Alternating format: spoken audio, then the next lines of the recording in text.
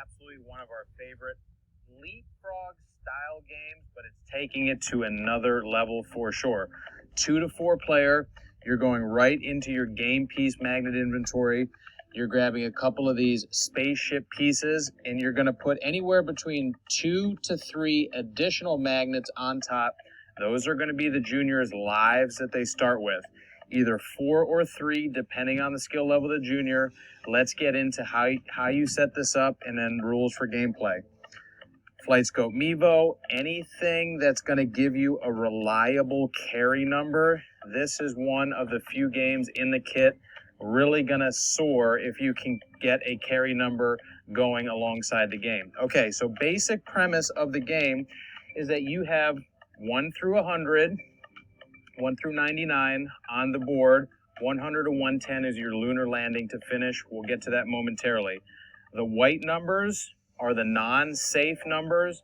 The black numbers with the space dock behind, that's a safe place to be. That's a space dock. We're going to get into that also. Rule number 1, you cannot shoot past 2 space docks at any time. So if I'm on number 1, if I hit a shot that goes 28 yards or longer, I have to restart.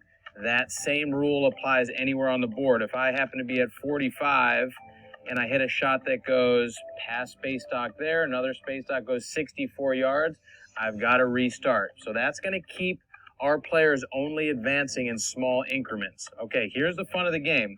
I'm going to play now, and I'm going to hit a shot trying to hit between 11 to 15 because I don't want to overshoot the second space dock. So let's just see how that would look. Coaches, you can map on additional horizontal requirements outside if you want to, depending on the skill level of the player. So I'll go ahead and hit a little pitch shot. And let's just say that carried 20 yards. I've overshot my safe zone, so I'm going to move my spaceship to 20 yards. We're not adding here. Every shot's unique to itself. Here's a really cool mechanic. Next player that shoots, all they have to do is hit a shot between 2 and 19 yards, and they're going to strip a life from me.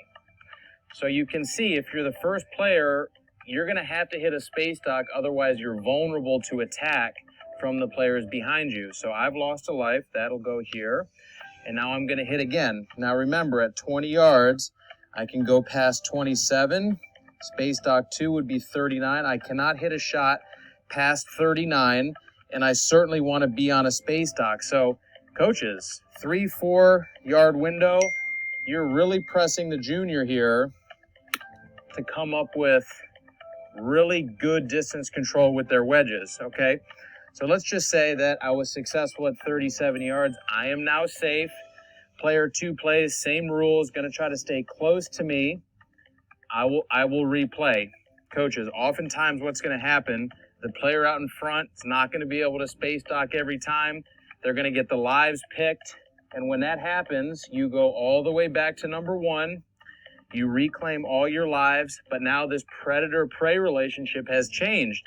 Now, if I was behind, now I'm way in front. If I'm not on a space dock, this person is guaranteed to take lives from me. So you get a lot of lead changes in this game, tons of fun, juniors of all ages, really responsive to this. How do you win the game? Again, can't shoot past 2 space docks. Let's say I find myself at 93. I have to hit a shot between 100 to 110. If I hit longer than 110, I have to restart completely. You overshoot the moon, you got to start again. So 93, if I can hit a shot verified by the Flight Scope Mevo or any kind of radar, between 100 and 110, I will have successfully won the game. Restart, tons of milestones, probably in a Discover Golf mission. Lunar Landing, absolutely one of our favorites. Use it and use it often.